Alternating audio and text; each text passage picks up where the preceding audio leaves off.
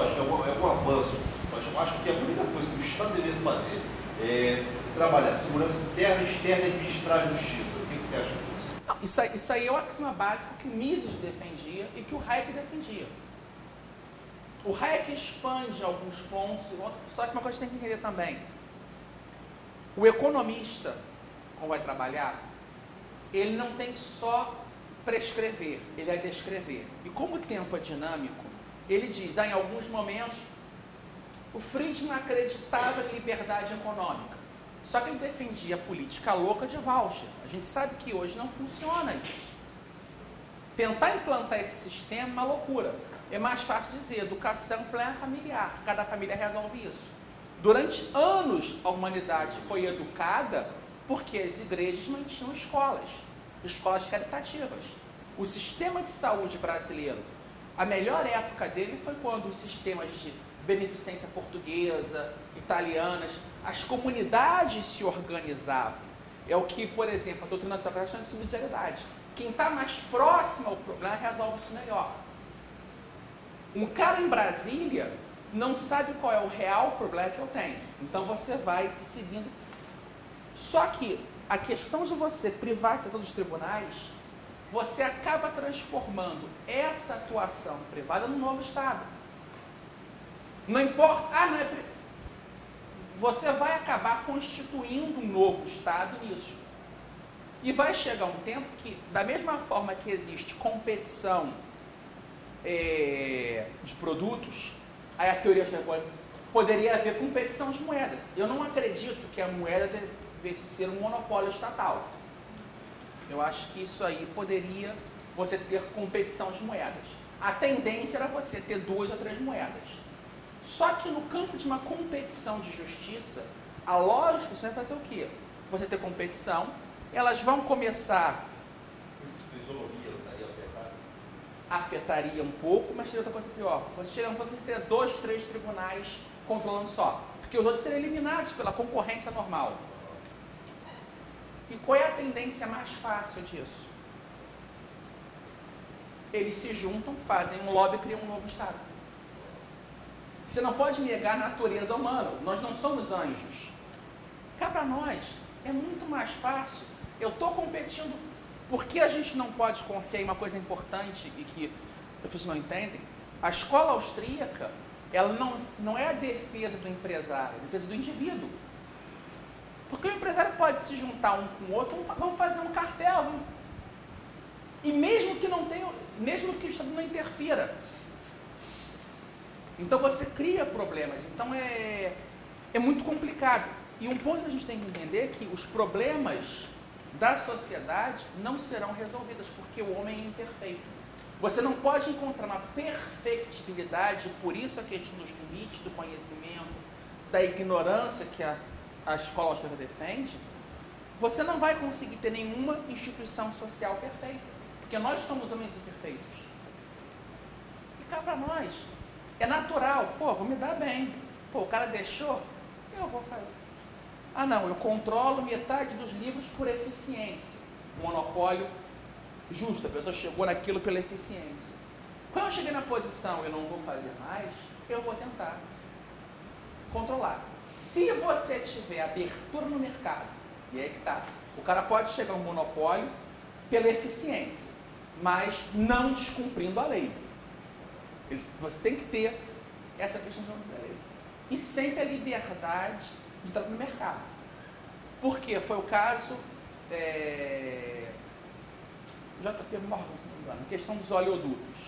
A gás nos Estados Unidos no começo custava, numa época, exemplo, custava, não sei, valor de, por exemplo, 50. Aí o cara inventou a técnica do oleoduto e ele jogou o preço assim. As empresas, todas quase quebraram e foi comprando tudo. E criou um monopólio. Virou o grande barão do petróleo. Era dono sozinho de 5. Como ele era o único dono, o que ele fez? Não tem ninguém competindo comigo. Vou aumentar para 10.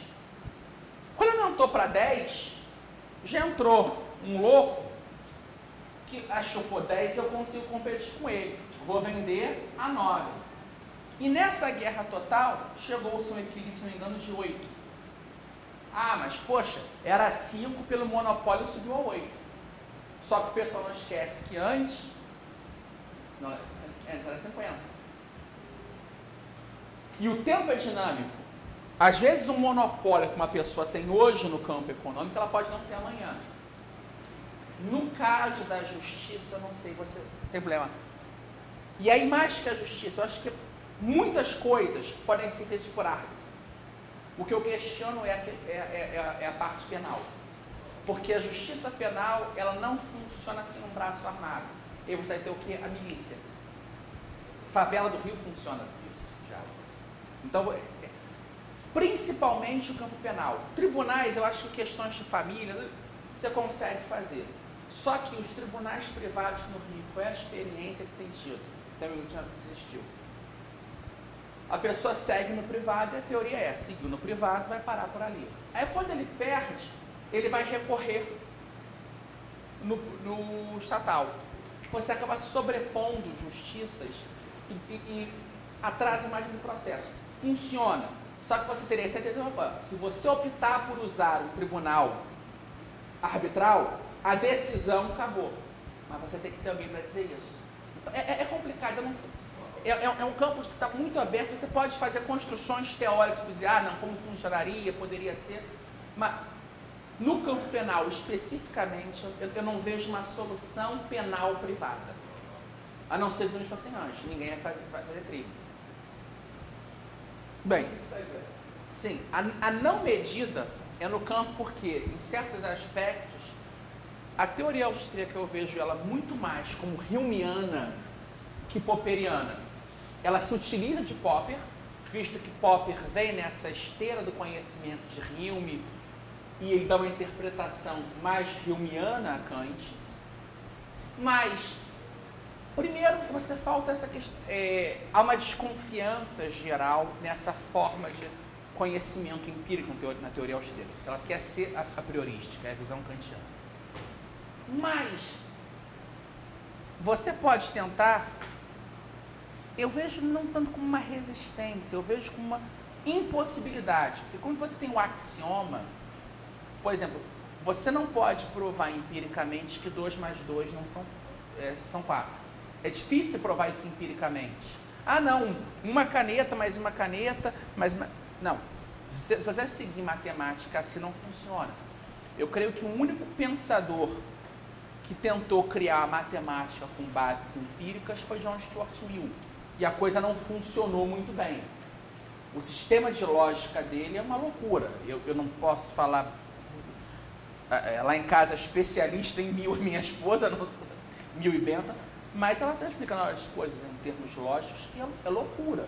Você tentar criar uma lógica indutiva, que não é dedutiva, você vai criar contradições. E a visão da escola austríaca, no Mises principalmente, ela é muito lógica. E é complicado você tentar explicar axiomas lógicos, silogismos, por intermédio dessa experimentação. O que você pode fazer, e aí sim que eu digo, não no núcleo geral, que o núcleo geral são categorias teóricas, mas nos aspectos de ciclo econômico, e isso foi feito empiricamente muito. Se você pega, principalmente, os primeiros trabalhos, Bombaverk, Wieser, Mises, Hayek, eles fizeram trabalhos imensos, não para comprovar, mas para ver se a coisa seguia o que a teoria defendia em relação aos ciclos econômicos. A quantidade de conhecimento empírico acumulado nessa fase da escola austríaca é impressionante. São obras chatas, difíceis de serem lidas hoje em dia, mas se tentou fazer isso. O problema é que nesses pequenos campos você até pode tentar fazer alguma coisa. Só que você tem também o seguinte, aí você faz divisões. Tem vertentes da escola. Não, mas quando um Gerson tenta fazer explicações nos gráficos dele, a explicação do Hayek por ter aqueles cones, o pessoal tem um chile. Não, mas isso aí vocês querem matematizar a economia, isso vai perverter a coisa. Então você tem um conflito interno, mas não na questão do núcleo central. Isso foge um pouco, eu acho que ao longo das obras ele vai retomar algumas diferenças. Mas não, olha, para esse autor, de certa forma, esse livro do Bira, o livro dele, o primeiro, eu vejo que tem pontos que estão mais explícitos, essas divergências teóricas. Nesse livro aqui, até porque o objetivo era ser uma introdução à escola austríaca, o livro vai tratar mais do consenso. Eu acho que o momento agora nosso, que é um tema tão pouco conhecido da escola austríaca, mais do que esse prender, por isso eu acho que a tua questão do direito complicado. Eu não sei como dizer, eu acho que tem problemas, mas eu não tenho opinião formada sobre isso. E eu acho que nós temos questões tão mais importantes agora do que se o tribunal vai ser privado, se vai ser estatal, se não vai ter tribunal. Existem coisas mais importantes agora do que esses pequenos pontos. Eu acho que a gente tem que tentar, até para levar adiante essas ideias e debater também, né? Dizer, não, eu achei a verdade, isso aqui eu vou rezar todo dia, às 3 da tarde, para Meca, para lembrar o profeta Iório. Eu não vou fazer isso. Entendeu? Não, eu não vou fazer. Mas existe um ponto, a gente tem que tentar, acho que agora chega o momento de uma agenda e principalmente um trabalho mais pragmáticos, o debate acadêmico e a ação. Aí eu lembro aqui de um grande filósofo, o cardeal John Heckman, quando diz: a vida é feita para a ação. Ele está no século XIX dizendo isso. Gramática do sentimento. A vida é feita para a ação. Então existem conhecimentos, e ele diz isso no âmbito epistemológico até, se você quiser testar todos os conhecimentos, você não vai chegar à conclusão. Porque a vida é muito curta para nós termos todas as experiências necessárias para um grau de certeza. Sócrates, tudo que se errar aceita. É isso, porque você... Por que ele era o homem mais sábio de Atenas? Porque ele sabia que ele não sabia. Porque a escola austríaca de economia, na minha concepção, é a mais sábia das correntes econômicas que nós temos hoje sendo oferecidas. Porque ela é a única escola econômica que tem coragem de dizer: eu sei que isso eu não sei. Há uma questão socrática na escola austríaca. E eu acho que é importante recuperar esse elemento de incerteza, porque a vida é incerteza. E isso que torna ela agradável. Se eu soubesse tudo o que vai acontecer, e me trancava no ataúde, ficava lá que nem múmia. Tem problemas que são horríveis. A gente cria mais fios de cabelo branco, mas faz parte da vida. E a superação, e isso é ser humano. E o interessante, eu acho que nesse campo, e aí não é só no aspecto da economia, aí assim a praxeologia é algo mais amplo, é tentar entender como a ação, o tempo e a incerteza agem não só na economia, mas na nossa vida, cada um no dia a dia. Não é transformar isso num conhecimento que eu ponho na gaveta. É como eu posso trazer isso, é o que você perguntou no direito. Minha questão, como eu posso trazer os ensinamentos da escola, minha vida privada, meu dia a dia.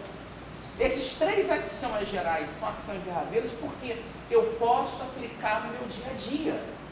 As minhas escolhas estão abertas, eu tenho certos condicionantes culturais, históricos, jurídicos, físicos, mas eu tenho um campo de probabilidades, nesse tempo dinâmico, não linear, que me permitem agir buscando, tomando decisões